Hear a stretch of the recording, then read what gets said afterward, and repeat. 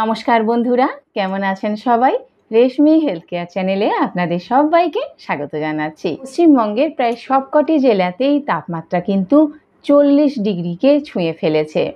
আর যে সমস্ত জায়গায় তাপমাত্রা 40 ডিগ্রি এখনও ছোঁয়নি, তার ধারে কাছে রয়েছে, সেখানেও কিন্তু প্রবল গরমে অস্বস্তি, একদম গুমোট একটা হাঁসফাঁস অবস্থা। গ্রীষ্মকালে খাওয়া দাওয়ার দিকে নজর দিতে হবে, প্রচুর পরিমাণে জল পান করতে হবে, সুতির জামা কাপড়, টুপি, সানগ্লাস, ছাতা এগুলো মাস্ট। কিন্তু আপনি নিজের শরীরের যতটা যত্ন নিচ্ছেন, এর পাশাপাশি আপনার স্কিনেরও ততটাই যত্ন নিচ্ছেন কি?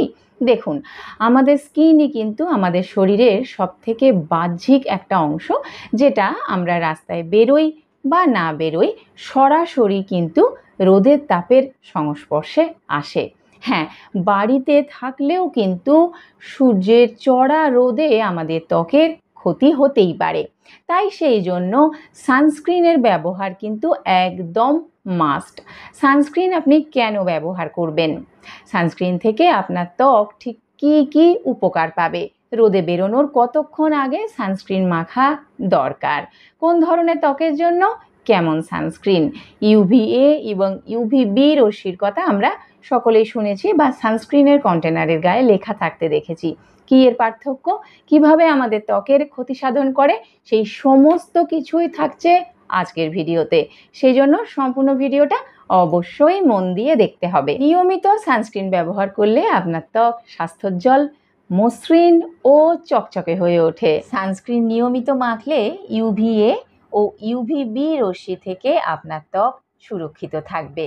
ত্বকের বিভিন্ন রকম ক্ষতি, যেমন বার্ধক্যের ছাপ, বলিরেখা, শুষ্ক ত্বকের সমস্যা এবং সবথেকে বড় কথা, ক্যান্সারের মতন রোগের ঝুঁকি কমাতেও সাহায্য করে আপনার সানস্ক্রিন। সানস্ক্রিন আমাদের ত্বকে একটা সুরক্ষা স্তর হিসেবে কাজ করে। যদি আপনি সানস্ক্রিন মেখে বাইরে বেরোন, তাহলে আপনার ত্বকের উপরিভাগ রোদে পুড়ে যাওয়ার হাত থেকে বেঁচে যাবে। অর্থাৎ আপনার মুখে কোনো ট্যানই পড়বে না, আর অবশ্যই এতেই আপনার স্কিন স্বাস্থ্যোজ্জ্বল হয়ে থাকবে। সূর্যের চড়া রোদকে যতটা সম্ভব এড়িয়ে চলার চেষ্টা করুন বেলা 11টা থেকে বিকেল 4টে পর্যন্ত বাড়ির বাইরে না বেরোতে।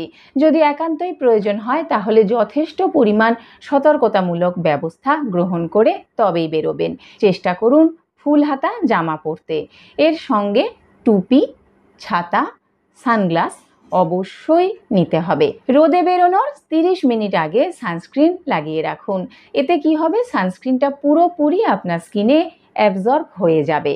চড়া রোদে যদি বাইরে অনেকক্ষণ সময় কাটাতে হয়, তাহলে কিন্তু প্রতি 2 ঘন্টা ছাড়া ছাড়া মুখ ধুয়ে নিয়ে আবার সানস্ক্রিন অ্যাপ্লাই করুন।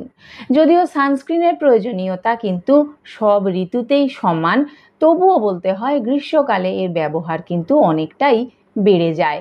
কারণ গ্রীষ্মকালে রোদ অনেক বেশি চড়া হয়, গরম, ঘাম এসবের কারণেও আপনার স্কিন ক্ষতিগ্রস্ত হয়।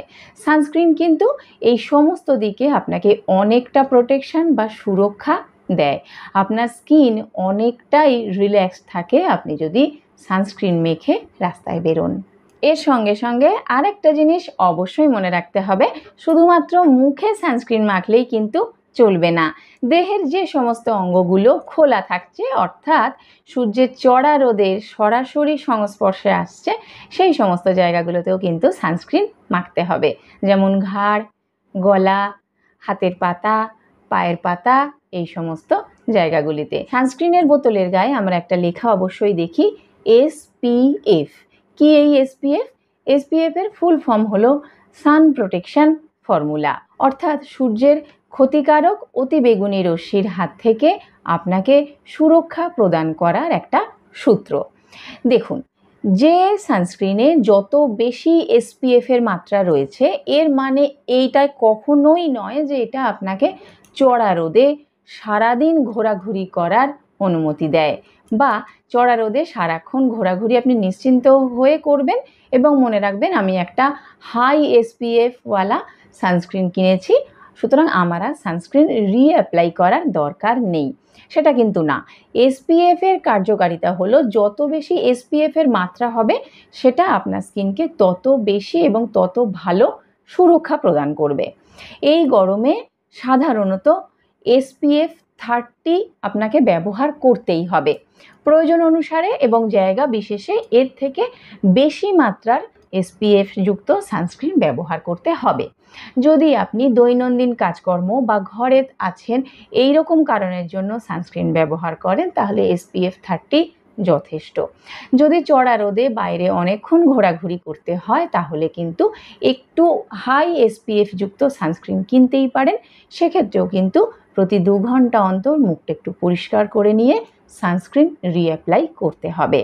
এই গরমে অনেকের স্কিনেই কিন্তু অতিরিক্ত ঘামের সমস্যা থাকে, আর বিশেষ করে মুখে যদি এরপরে আরও কোনো ক্রিম লাগানো হয় তাহলে তো আর কথাই নেই। তো সেক্ষেত্রেও কিন্তু আপনাকে একটা জিনিস মনে রাখতে হবে, এক্ষেত্রে আপনি সানস্ক্রিন ব্যবহার করার আগে অবশ্যই ভিটামিন সি যুক্ত সিরাম মুখে আগে লাগিয়ে নেবেন, তারপরে আপনি সানস্ক্রিন ব্যবহার করবেন।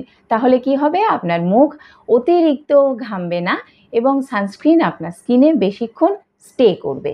আপনার স্কিন যদি অয়েলি হয় তাহলে নন অয়েলি ম্যাটিফাইং সানস্ক্রিন ব্যবহার করবেন। জেল সানস্ক্রিন আপনাদের জন্য আদর্শ হতে পারে। আর শুষ্ক ত্বকের জন্য ময়েশ্চারাইজার যুক্ত সানস্ক্রিন একেবারে আদর্শ। ময়েশ্চারাইজার রয়েছে কোন কোন উপাদানে, যেমন সেরামাইড, হাইলুরনিক অ্যাসিড বা পেপটাইড সমৃদ্ধ সানস্ক্রিন আপনারা ব্যবহার করুন। আপনার স্কিন যদি অত্যাধিক সংবেদনশীল হয় অর্থাৎ সেনজিটিভ হয় তাহলে কিন্তু বিভিন্ন খনিজ সমৃদ্ধ সানস্ক্রিনগুলো ব্যবহার করতে হবে। সানস্ক্রিন কেনার আগে অবশ্যই একবার দেখে নেবেন সেখানে টাইটানিয়াম ডাইঅক্সাইড এবং জিঙ্ক অক্সাইডের মতন খনিজগুলি উপস্থিত রয়েছে কিনা, আর এটাও দেখে নেবেন আর্টিফিশিয়াল সেন্ট ব্যবহার করা না হয়। যাদের কমপ্লেকশন বেশ ফেয়ার তাদের অবশ্যই SPF 50 যুক্ত সানস্ক্রিন ব্যবহার করা উচিত। সানস্ক্রিনের বোতলের গায়ে দেখবেন লেখা আছে UVA এবং UVB।